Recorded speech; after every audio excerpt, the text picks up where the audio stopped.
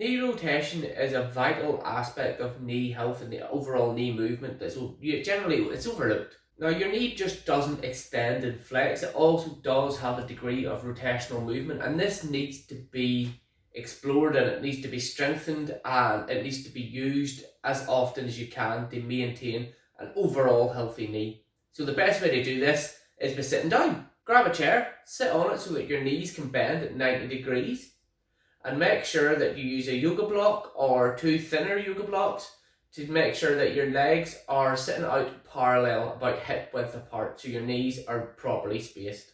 From there, all we're going to do is we're going to try to externally rotate from the feet pointing out to the side.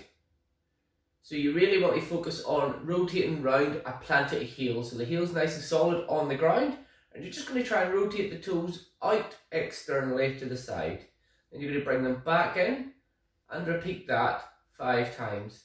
From there, you're going to internally rotate them in towards the other foot.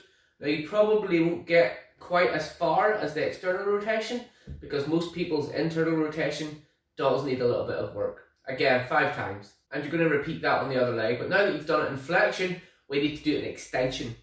So you're going to go up on your tippy toes, up onto your tip of your big toe, and you're going to do the same thing. Externally rotate 5 times, then internally rotate 5 times.